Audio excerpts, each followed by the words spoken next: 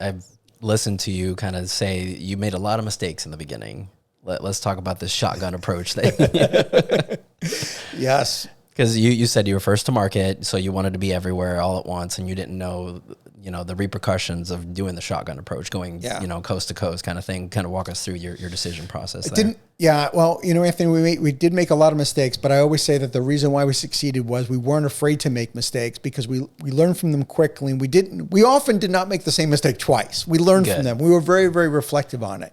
I think looking back, that some of the things, if I could have done it all over again, I would do differently, would be I would not have sold ABA Sports, my softball league in New York, to fund I-9 Sports, because what it ended up doing was it created an enormous amount of stress of selling franchises to keep the lights on. So picture this. I sell the Golden Goose, right? I sell ABA. I was paying all your bills at the time, right? I was paying all the bills. And now I got a huge chunk of money with a startup franchise with staff I could not have afforded, from the top down. So I hired a lot of people that were, big hearts. I've said this many times, big hearts that maybe weren't the right people for my company, with the exception of really one or two folks. And so it was very, very challenging that I was trying to sell franchise to keep the lights on. It's something I know I've mentioned in many episodes. I don't recommend doing, but that's what happened. And so that was one of the mistakes that we made. But I also didn't realize going in the huge benefits of franchising. Number one, I did not recognize how amazing it would be of bringing people on that I could have never afforded to have hired, and now they're franchisees. My big reason for franchising, besides being first to market, is I knew that by people being franchise owners, that they would have skin in the game and they would care. And they were probably going to do a much better job than hiring people around the country. And that proved to be true. Yeah, when somebody has skin in the game, it changes the game completely. Absolutely. Yeah. So in the beginning, you also talk about hiring for your weakness. You say this quite a bit. What was the first sign that you had a weakness that you needed to hire someone for? I have a lot of weaknesses. I'm not afraid to share. I think as a founder, you know this, Anthony, as an entrepreneur, you will wear every hat and you do everything. But you also know that there's some parts of your business that you feel like you're not in flow, that you're working too hard to get a task done that shouldn't be as difficult for other people. That's when you know those are your weaknesses. Those are the things you need to hire for. So yeah, I built all the systems and processes and did all the detail work and everything, but it wasn't my wheelhouse. I was more the visionary. I was more the person. I knew where I wanted to take the business. I knew where I wanted to steer the ship. But when you're starting out, you literally do everything, right? Even down to, changing the toilet paper in the bathroom and the fax paper and everything else, right? You do whatever it takes. But I realized that what I really needed was a COO, and I couldn't afford one until about 2008. And it was the result of actually a really good conversation I had with the CEO and founder of 1-800-GOT-JUNK, Brian Scudamore, who I had met at an IFA meeting years earlier. And I called Brian because he, in fact, himself had just hired a COO. And I think I read it like an Entrepreneur magazine or something. And I called Brian up and I was like, man, I'm thinking of hiring a COO. Brian, when did you know that you needed to hire a COO? And he goes, first of all, if you're thinking about it, you know that you're ready. It's time. It's time.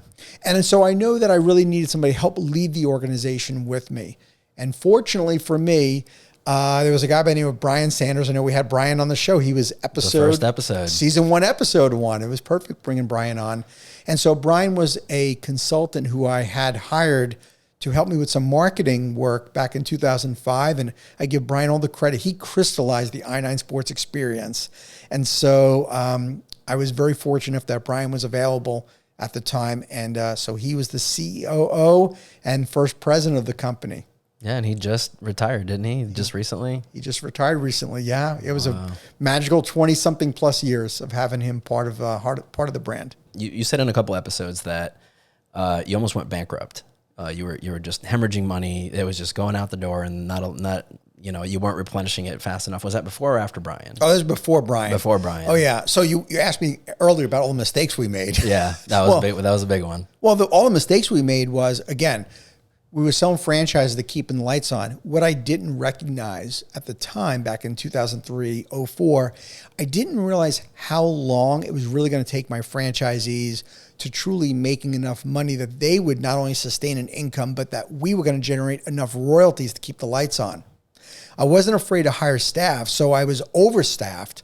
But by being overstaffed and spending an enormous amount of money on franchise marketing and, overhead, it was just, we were hemorrhaging and we were losing money. I think part of the problem was that I understood what it took to build the business and the training and support that was needed.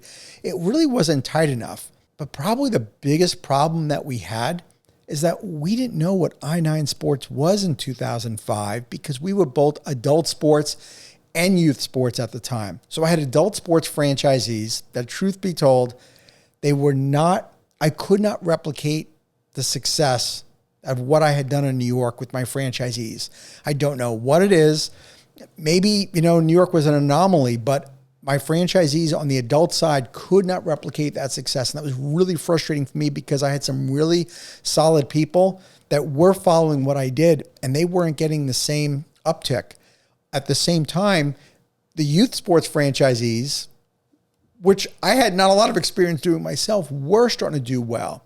And so we had to make a huge decision to eliminate adult sports. And that would entail me being humble enough to say, I'm giving up adult sports.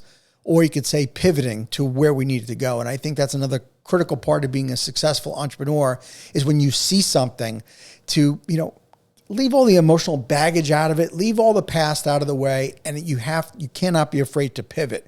And so that was another, I think, secret to our success was that we were not afraid to make that pivot. And so we ended adult sports. I didn't recognize how huge of an impact that was going to make, a positive impact, because once I9 became a youth sports brand, we knew exactly who we were. We knew exactly who our target audience was. Our marketing got so much better. Our training got better. Our support got better. I was able to hire better people.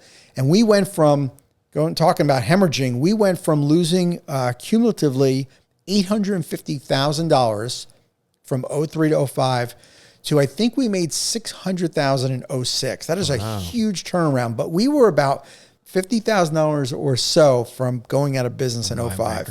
Wow. Yeah. But I look back now and I cannot believe that I was not scared to death. But back then living it, I was still confident. I don't know why. Yeah.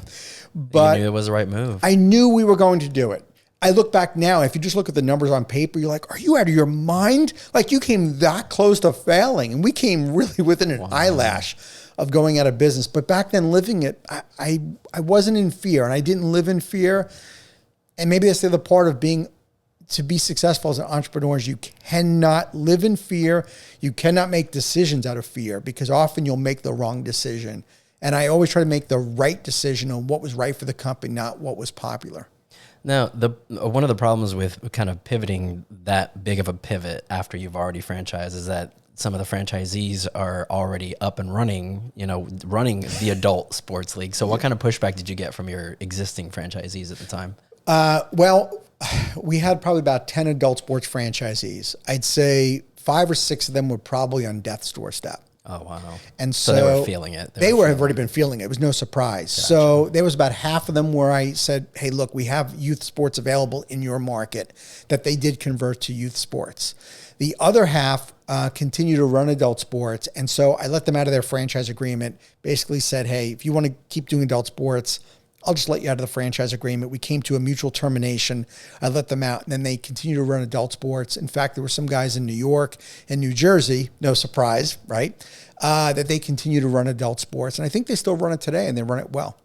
That's crazy how the markets are so different. Yeah. I know a lot of people from New York, and they do play softball, they play baseball as an adult, Right. Whereas here in Florida, you don't see that much. I mean, there's still adult leagues, but not as prevalent as New York. There are adult leagues, but the problem is that you can't command the kind of cost per team down here in Florida and in many markets, as I came to find out of what you could do up in the Northeast.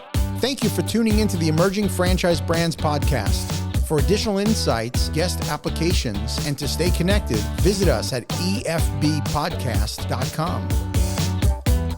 The Emerging Franchise Brands podcast is for entertainment purposes only, and the views expressed do not necessarily represent those of Emerging Franchise Brands, its host Frank Fiume, or Emerging Franchise Group, LLC. Any discussed franchise or investment opportunity requires thorough investigation, obtaining proper disclosure documents, and expert consultation before making any investment decisions. The podcast and its host do not offer professional advice or endorsements, and they hold no responsibility for actions, representations, accuracy, or consequential damages related to the podcast content.